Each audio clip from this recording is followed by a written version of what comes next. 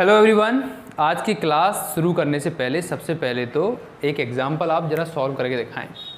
Question है I am dash European. इसमें a, an और द तीन ऑप्शन है। आप इसमें से एक भरिए, ज़रा कौन सा भरते हो चेक करिए अपने आप को। क्या भरा? तो इसका आंसर है ए। कई लोग इसमें एन लगा देते हैं। अगला क्वेश्चन है I am dash honest man. इसमें भर के दिखाइए ए, एन और द में से क्या आएगा। भर लिया? इसका आंसर होगा एन। कई लोग इसमें ए लगा देते हैं। कई सारे ऐसे क्वेश्चन हैं जिसमें लोग बहुत कंफ्यूज होते हैं कि हम इसमें ए लगाएं कि एन लगाएं कि द लगाएं। मैं आज आपका ये कन्फ्यूजन बिल्कुल पूरी तरह से ख़त्म कर दूंगा, क्योंकि आज का टॉपिक आर्टिकल्स है और मैं आपको गारंटी दे रहा हूँ कि आप अगर इस वीडियो को पूरा देखते रहें तो आपको बिल्कुल अच्छी तरह से आर्टिकल समझ में आ जाएंगे। तो हम लोग डीपली में डिस्कस करते हैं। तो सबसे पहले जानते हैं कि आर्टिकल्स हैं क्या और कितने प्रकार के होते हैं। दोस्तों, अगर आर्टिकल्स की बात करें तो आर्टिकल्स दो प्रकार के होते हैं। कई लोग तीन समझते हैं, ए, एन, द, लेकिन मैं आपको बता दूं कि आर्टिकल दो प्रकार के होते हैं। एक होता है इंडेफिनिट आर्टिकल्स। पहला हमारा कौन सा है? Indefinite articles. इंडेफिनिट आर्टिकल्स कौन कौन से होते हैं? ए और एन।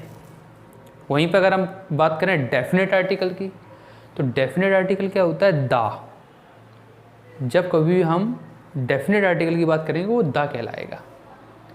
अब ज़रा डिस्कस करते हैं, अच्छी तरह से डीप में समझते हैं। सबसे पहले तो अपन लोग हेडिंग डालते हैं, मतलब कि एक इंडेफिनेट आर्टिकल्स की डिस्कस करते हैं। तो दोस्तों, अगर हम इंडेफिनेट आर्टिकल के नाम से ही पढ़ें कि ये है क्या, तो नाम से ही पता चल रहा है कि इंडेफिनेट आर्टिकल्स यानी कि अनिश्चित। नाम से देखो, नाम पे ध्यान दीजिए, अनिश्चित यानी कि डेफिनेट नहीं है। डेफिनेट नहीं है तो हम लोग या तो ए लगाएंगे या एन लगाएंगे। कभी ए लगेगा तो कभी एन लगेगा। डेफिनेट नहीं है क्योंकि इनडेफिनेट है। अब ज़रा और समझ लेते हैं अच्छी तरह से। ए का मतलब क्या होता है? एक। एन का मतलब क्या होता है? एक। जब दोनों का मतलब एक होता है तो हम इसको किसके साथ लगाएंगे? कोई चीज़ एक होगी उसी के साथ तो लगाएंगे। जब कोई चीज़ एक होगी उसके साथ हम ए और एन का प्रयोग करेंगे। समझ में आ रहा है कि नहीं? चलिए आगे बढ़ते हैं, ज़रा और अच्छे से डिस्कस करते हैं। मैंने बोला डैश बॉय, इसमें आंसर क्या होगा? ए। लग सकता है क्योंकि डैश के बाद बॉय लिखा है, एक लड़का हो सकता है, लेकिन डैश के बाद एक और देख लेते हैं, बॉयज़। क्या इसमें ए लग सकता है या एन लग सकता है? नहीं लग सकता। मैंने आपको एकदम क्लियर कर दिया है कि ए और एन उसी के साथ लगता है जो एक हो। अब इसमें बॉयज़ है, नहीं लग सकता। यहाँ द लग सकता, हो सकता है द आ जाए क्वेश्चन के हिसाब से, लेकिन ए और एन नहीं लगेगा, ये पक्का है। अब मैंने बोला डैश वाटर, क्या इसमें ए और लग सकता है? नहीं लग सकता, क्योंकि वाटर का मतलब क्या होता है? पानी। और वाटर क्या है? अनकाउंटेबल नाउन है, तो हम लोग इसके साथ नहीं लगा सकते। हम ऐसे तो बोलेंगे नहीं, एक पानी ले लो, दो पानी ले लो, तीन पानी ले लो। तो हमारे दिमाग में एक चीज़ अच्छी तरह से बैठ चुकी है कि जब कभी भी हम एक की बात करेंगे तो ए और एन लगाएंगे। रही बात कि कब ए लगेगा कब एन लगेगा, ये भी मैं क्लियर कर देता हूँ। आपको मैं एक बहुत ही अच्छा फार्मूला दे रहा हूँ। इस फार्मूले पे आपने कमांड बना ली तो आपके ए और एन द के जो क्वेश्चन है वो एकदम क्लियर हो जाएंगे। अभी हम इंडेफिनेट आर्टिकल पढ़ रहे हैं, ए और एन का फार्मूला सुन लीजिए। जब कभी भी हम हिंदी आपको पढ़नी आती होगी, अगर हिंदी नहीं आती है तो पहले तो हिंदी सीख लीजिए। हिंदी में जब कभी भी आ से लेके आहा तक यानी कि वोवल का साउंड जाए तो हम इसमें एन लगाते हैं। और इंग्लिश में अगर हम हिंदी में अगर हम बात करें का से लेके ज्ञा तक, तो का से लेके ज्ञा तक साउंड जाए यानी कि कॉन्सोनेंट की बात करें तो उसके साथ लगाते हैं हम ए। इस फॉर्मूले को ज़रा ढंग से देख लीजिए। आ से लेके आ तक एन और का से लेके ज्ञा तक ए। अब इस फॉर्मूले को ऊपर रख देते हैं हम ज़रा और कुछ क्वेश्चंस करते हैं आपके सामने, अभी आपको समझ में आ जाएंगे। क्वेश्चन नंबर 1 है ही is dash business man. He is dash business man. Business dash के बाद जो वर्ड लिखा है ना उसको देखा करो हमेशा। हम ध्यान से देखें तो बिजनेस को जब हम हिंदी में लिखेंगे तो वाह बनेगा, वाह से बकरी, वाह बनेगा। तो ये जो वाह है वो किस किस के बीच में आता है? आ से आ के बीच में तो आता नहीं है, का से ज्ञा के बीच में आता है। तो इसलिए आंसर क्या होगा इसमें? आंसर होगा ए, क्योंकि वाह आया है। यहीं पे मैं बोलूँ, अगला क्वेश्चन ध्यान से देखिए, ही इज डैश इंटेलिजेंट बॉय। अब इसमें अगर हम देखें इंटेलिजेंट बॉय, तो डैश के बाद इंटेलिजेंट लिखा है, इंटेलिजेंट का पहला अक्षर क्या है, ई, और ई जो है वो किस किस के बीच में आता है, आ से आहा के बीच में, तो आंसर क्या होगा, एन। तो आप समझिए कि जब कोई भी आ से लेके आ तक आएगा तो हम लोग क्या लगाएंगे, एन, और का से लेके गया तक आएगा तो क्या लगाएंगे, ए। कुछ हम लोग बहुत जल्दी जल्दी एग्जाम्पल कर रहे हैं, आपको समझ में आ जाएंगे। आप भी मेरे साथ बढ़ते जाइए, जिससे आपको एकदम क्लियर हो जाएगा।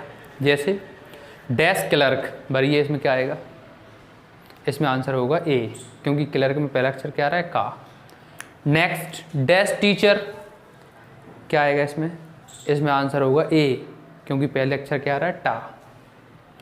Next dash intellectual man, intellectual man बुद्धिमान व्यक्ति, पहला अक्षर क्या आ रहा है, ई, क्या आंसर होगा, एन, क्योंकि ई आ रहा है।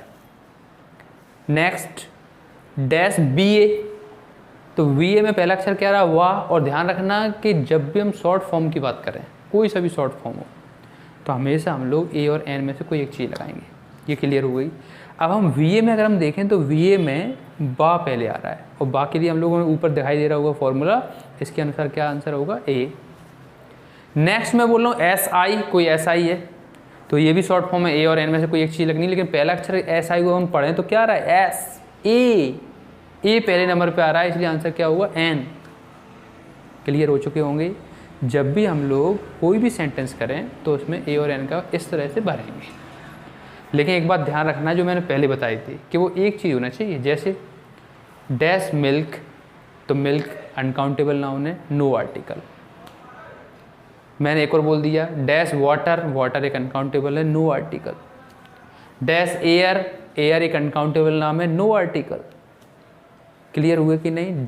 इनडेफिनेट आर्टिकल्स में हमें ये फॉर्मूला ध्यान रखना है कि आ से लेके आ तक एन और का से लेके गया तक ए। अब बात कर लेते हैं डेफिनेट आर्टिकल्स की। डेफिनेट आर्टिकल एक ही होता है जो क्या है, दा। अगर हम दा की बात करें तो सिंपल सी चीज़ आपको बता रहा हूँ मैं, जितनी भी इनको अगर हम थोड़ा कैटेगराइज करें, समझें, तो जितनी भी दुनिया की फेमस चीज़ें हैं जो इनका नाम है, वो किसी भी फील्ड की हो, चाहे वो पानी के क्षेत्र की बात करें, वाटर के क्षेत्र की बात करें तो रिवर हो, पॉन्ड हो, और आपका लेक हो, सी हो, कोई सी भी चीज़ हो, अगर फेमस है तो उसके लिए हम लोग दा लगाते हैं। तो दा के फेमस चीज़ों के साथ लगेगा, दा डिग्री के साथ लगेगा, दा हमेशा डायरेक्शंस को दिखाने के लिए यूज होगा, दा हमेशा कोई भी अच्छा कर रहा है, हाईलाइट करना चाहते हैं हम, उसके साथ लगेगा। तो दा के कंसेप्ट को ज़रा हम ध्यान से समझ लेते हैं अच्छी तरह से। जैसे कुछ पॉइंट अपन लोग बनाते हैं। पॉइंट नंबर फर्स्ट क्या कह रहा है दा का, पॉइंट नंबर फर्स्ट कह रहा है कि जितनी भी फेमस पानी की चीज़ें हैं, चाहे वो पॉन्ड हो, चाहे वो लेक हो, चाहे वो सी हो, चाहे वो रिवर हो, कोई सी भी पानी की रिलेटेड चीज़ें, उनमें फेमस की हम बात करें तो दा लगेगा। एग्जाम्पल देख लीजिए, the Ganga, the Yamuna, the Brahmaputra, कोई सी भी नदी है, द नाइल, द अमेजन, उसके लिए द लगाएंगे। सेकंड पॉइंट हमारा क्या कह रहा है, ये हमारा समझ में आ चुका है। सेकंड पॉइंट कह रहा है कि कागज़ से रिलेटेड जितनी भी इंपॉर्टेंट चीज़ें हैं, चाहे वो न्यूज़पेपर हो, चाहे वो मैगजीन हो, चाहे वो बुक हो, चाहे वो एपिक हो यानी कोई ग्रंथ हो, उसमें भी फेमस चीज़ों के लिए हम लोग क्या लगाएंगे, दा। जैसे the Ramayana, the Gita, the Quran, the Bible, famous चीज़ें हैं, फेमस बुक्स हैं, फेमस ग्रंथ हैं, तो हम लोग इसमें क्या लगाएंगे, द। तो ऐसे बहुत सारे पॉइंट हैं, लेकिन मैंने आपको 2 पॉइंट बताए और 2 पॉइंट के सारे समझाया कि जितने भी फेमस चीज़ें उनके लिए हम लोग दा लगाएंगे। तीसरा इंपॉर्टेंट पॉइंट है दा के लिए कि डिग्री के लिए कभी भी हम डिग्री की बात करें, सुपरलेटिव डिग्री, सुपरलेटिव, आप नोट कर लीजिए, सुपरलेटिव डिग्री के लिए हम लोग क्या लगाते हैं, दा का प्रयोग करते हैं। जैसे मैंने बोला Ravi is dash best student of class. अब बेस्ट क्या है, सुपर, सबसे सुपर, दा हमेशा उसके साथ लगता है जो सुपर हो, तो हम लोग किसमें क्या लगाएंगे, Ravi is the best student of class. He is dash most intelligent boy of class. अब मोस्ट इंटेलिजेंट लगाए तो आंसर क्या होगा, दा होगा, क्योंकि मोस्ट लगाया सुपरलेटिव डिग्री है, तो सुपरलेटिव डिग्री के साथ दा लगाते हैं। जितने भी सेलेसियल बॉडीज़ हैं, अंतरिक्ष की चीज़ें हैं, उनके साथ दा लगाते हैं। चाहे वो द सन हो, चाहे वो द मून हो, चाहे वो द अर्थ हो, चाहे वो द जुपिटर हो, सबके लिए द लगाएंगे। जितनी भी अगर हम बात करें ट्रेन्स के नेम, जो भी बड़ी बड़ी ट्रेन है उसके लिए हम द लगाते हैं, चाहे वो द राजधानी एक्सप्रेस हो, चाहे द शताब्दी एक्सप्रेस हो, द लगाएंगे। डायरेक्शंस के नाम की पहले हम बात करें तो द लगाएंगे, चाहे वो the east, the west, the north, the south, the लगाएंगे। यानी कि अगर हम इसका एक निचोड़ निकाल लें द के लिए, तो द का प्रयोग उसके लिए होता है जो फेमस हो या फिर यूनिक हो, उसके लिए द लगाते हैं। एक इम्पॉर्टेंट द का पॉइंट वो ज़रूर ध्यान दे लीजिए कि जब भी हम हाईलाइट करेंगे किसी चीज़ को तो हम लोग द लगाएंगे। जैसे मैंने बोला आई एट डैश एप्पल, मैंने एक एप्पल खाया, एक सेब खाया, तो इसमें कोई चीज़ हाईलाइट नहीं हुई है। हाईलाइट नहीं हुई है तो हम इसमें आंसर क्या करेंगे, N, I eight an apple. लेकिन इसी क्वेश्चन को ज़रा ध्यान से देखिए दूसरे तरीके से। क्वेश्चन है I ate dash apple which you gave me yesterday. अब इसमें भैया एप्पल यूनिक बन चुका है कि आपने वो मेरे को दिया, आपने दिया तो स्पेशल है। स्पेशलिटी दिखाने के लिए हम क्या लगाते हैं, द। तो हाईलाइट करने के लिए द लगाएंगे। कोई भी चीज़ को अगर हम स्पेशल बता रहे हैं द लगाएंगे। तो आंसर होगा I ate the apple which you give me yesterday. समझ में आ रहा होगा आपको। तो हमने तीनों कंसेप्ट क्लियर किए, ए कब लगेगा, एन कब लगेगा, द कब लगेगा। अब ज़रा एक इम्पॉर्टेंट चीज़ और बात कर लो, फिर अपन लोग कुछ एग्जाम्पल करेंगे 5 और अपने टॉपिक को ख़त्म कर देंगे। इम्पॉर्टेंट चीज़ ये है कि omissions of article. Omissions of article मतलब कहाँ आर्टिकल्स का प्रयोग नहीं होता है, ये भी ज़रा समझ लेते हैं। तो कहाँ आर्टिकल्स का प्रयोग नहीं होता है, पॉइंट नंबर फर्स्ट, कभी भी जब हम प्रॉपर नाउन की बात करेंगे तो आर्टिकल नहीं लगाएंगे। जैसे मेरा नाम राघविंद है तो मैं अपने साथ द राघविंद नहीं बोल सकता। कोई रवि है, द रवि नहीं बोल सकता।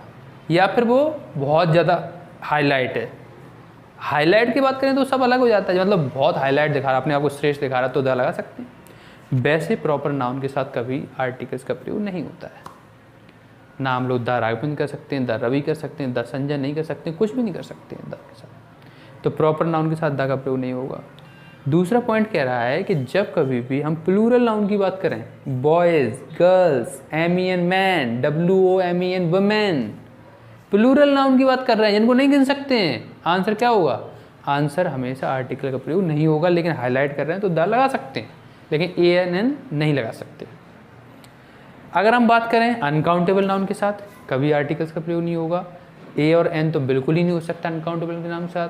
अगर द की बात करें तो हाईलाइट कर रहे हैं तो लगा सकते हैं, बाकी नहीं लगा सकते। जैसे डैश मिल्क, नो आर्टिकल, कुछ नहीं आएगा। डैश वाटर, कुछ नहीं आएगा। डैश एयर, कुछ नहीं आएगा। डैश ऑनेस्टी, कुछ नहीं आएगा। क्या होता है ये, आर्टिकल्स का प्रयोग नहीं होता है। नेक्स्ट हमारा इंपॉर्टेंट पॉइंट ये भी है कि कभी भी हम फेस्टिवल के नेम की बात करेंगे आर्टिकल्स नहीं लगाएंगे।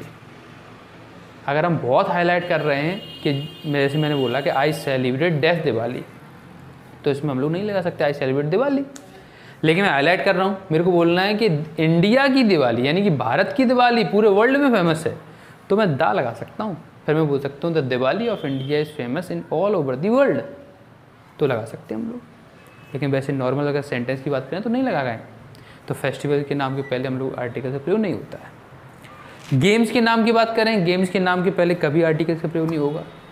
क्रिकेट अकेला, फुटबॉल अकेला, हॉकी अकेला, टेनिस अकेला, अकेले रहते हैं, तो इसके साथ हम आर्टिकल्स का प्रयोग नहीं करेंगे। तो लैंग्वेज की बात अगर हम बात करें तो लैंग्वेज के नाम के पहले हम आर्टिकल्स का प्रयोग नहीं करेंगे, चाहे वो हिंदी हो, इंग्लिश हो, फ्रेंच हो, कोई भी हो, उसके साथ हम आर्टिकल का प्रयोग नहीं करेंगे। लेकिन एक ही बात आपको ध्यान रखनी है कि हाईलाइट करेंगे तो द लगा सकते हैं, बाकी ए और एन नहीं लगा सकते।